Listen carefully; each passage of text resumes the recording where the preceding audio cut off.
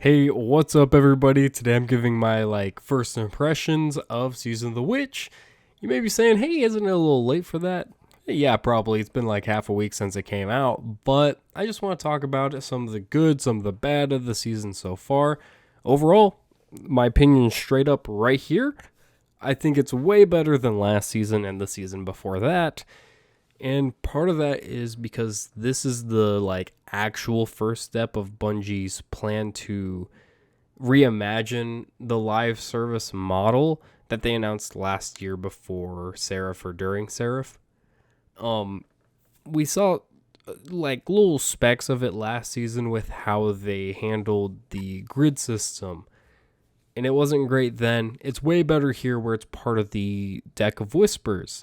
You get the card and it just buffs you for the season, and that's pretty cool. And speaking of the Deck of Whispers, I myself am a Magic player. I've mentioned that a couple of times on the channel, but I think the deck building stuff is super sick, and I want to see more of that.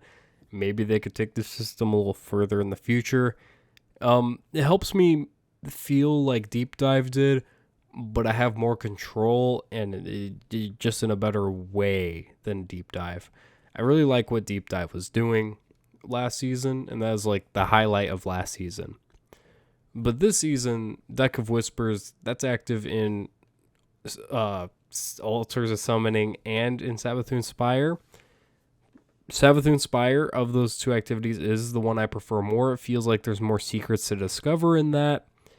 And Altars of Summoning is just not fun with random people, but Savathûn Spire is just fun to me. A lot of interesting encounters. It feels kind of like a 6-man activity like Menagerie or Sundial from way back when. They've been doing them recently too, but they're not memorable anymore. But it's 3-person. So it kind of reminds me of Prison of Elders, but with more mechanically dense encounters. And I really like that. So yeah, this is going to be my main critique for the whole season. I mean, there's a couple other things, but in the future, I know Bungie probably isn't listening to this, but hey, in the future, Bungie, if you're listening, anyone, can we please only get one activity a season?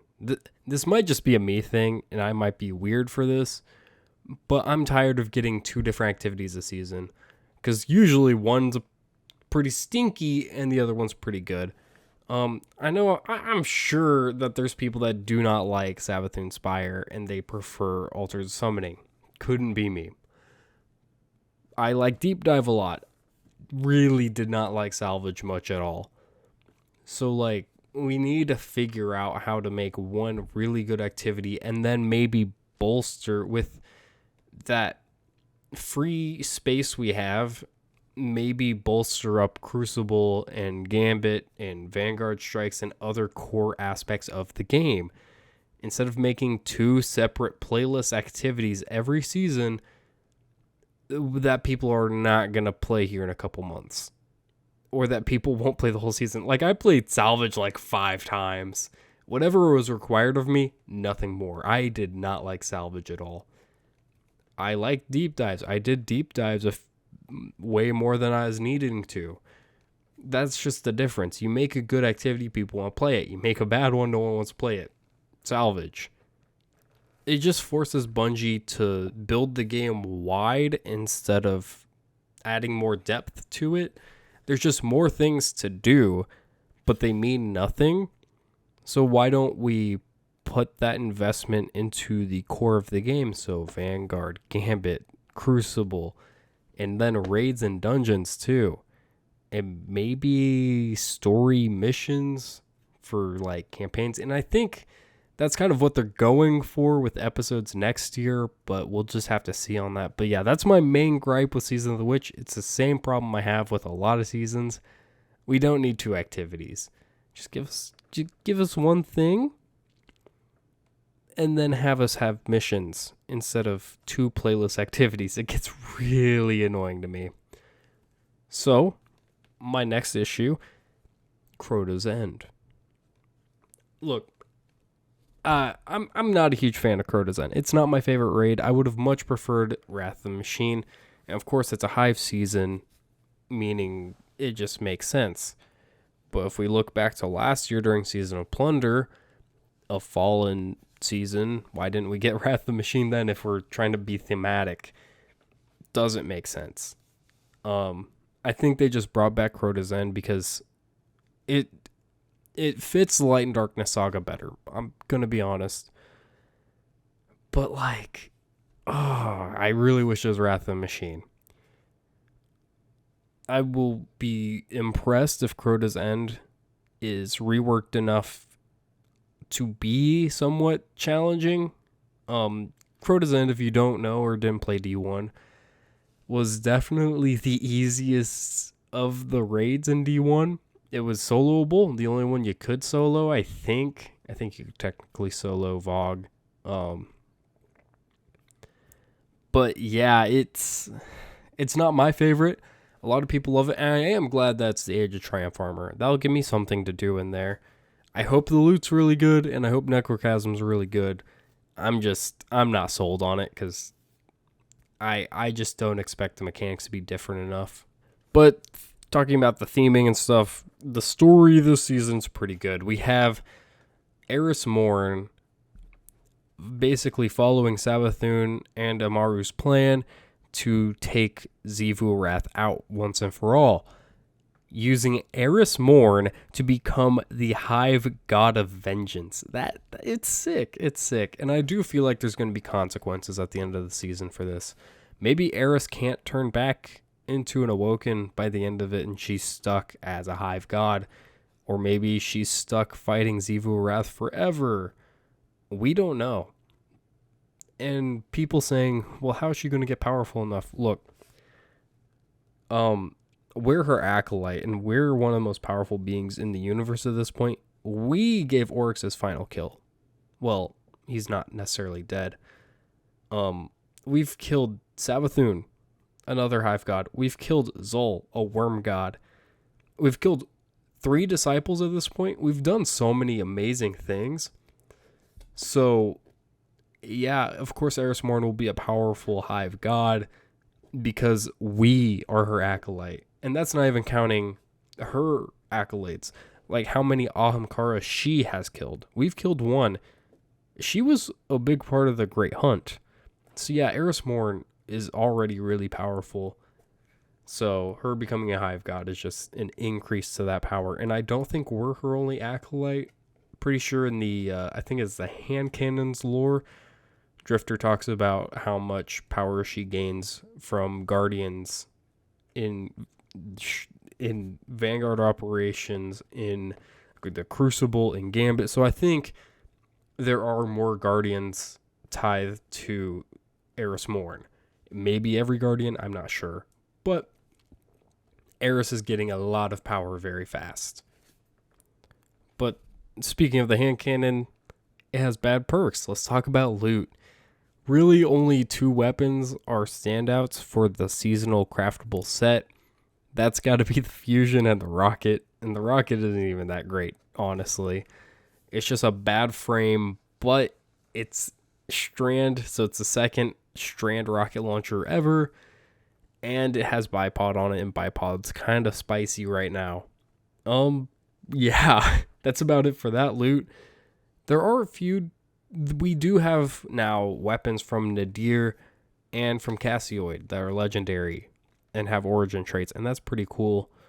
The Cassioid, I think it's Cassioid. I'm sorry if I'm remembering it wrong. Cassioid has the Gambit LMG from this season, which has some pretty interesting rules, and I do want to mess with it some. And the Nadir Solar Sidearm, I know can roll heal clip and kill clip, and I want to mess around with that to see how that is. So yeah, there's a lot of cool stuff this season loot-wise, but there's so many bad rolls. But exotic-wise, you don't have to rely on that as much. So let's talk about the new exotics. The seasonal pass exotic Exdrissus, however you're supposed to pronounce it. I wasn't really liking it very much until I got the Hunter Gauntlets. I got the Hunter Gauntlets changed my whole worldview of this thing, man. I really like it now. Just the ability to clear out waves with the moths and get a void overshield at the same time for doing the same thing. Great. Love it. Then we have the best exotic from this season, one of my favorite exotic armor pieces in the game right now, the Pyrogale Gauntlets for the Titan. If you don't have them, go get them. Do Vex Strike Force or Solo Lost Sectors. Get this exotic. It's super fun. You just take your big hammer, slam it down, one-shots things. It's so good. And then, honestly, I think Warlock's got the worst exotic. It's probably actually Mothkeeper Wraps. But, you know, it has enough interactions with other things, mainly Extrissus, that it's fine. But being able to retrieve your Void Orb, yeah, it's cool and fun, but it's not that useful compared to things like Nezarec Sin or Verity's Brow, Controverse Hold. There's so many other exotics in Void for Warlocks that do really good at what they do.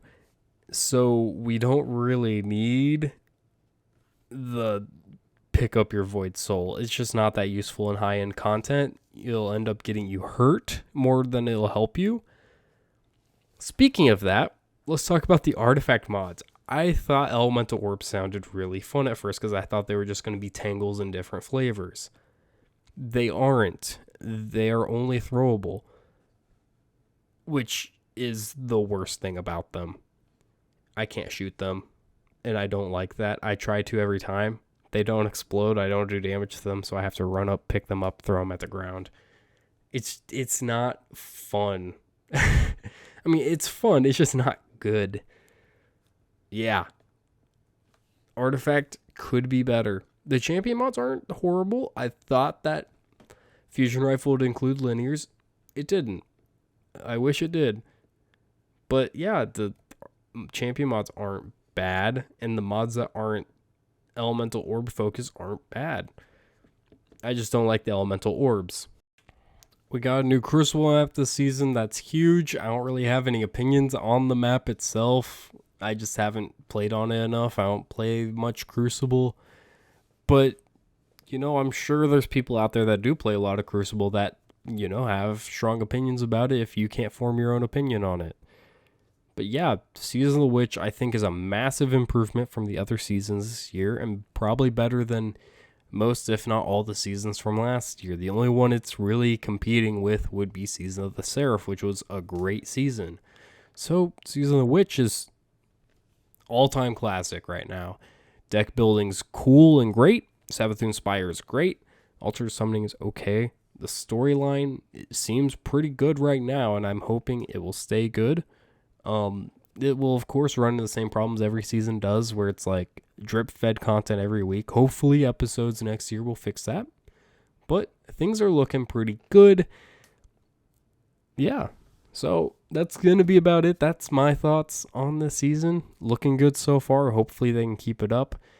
And thank you so much for watching. Please leave a like, a comment, maybe subscribe, hit that notification bell, check that pinned comment down below. Yeah, all that stuff. Thank you so much for watching. I'll see you next time.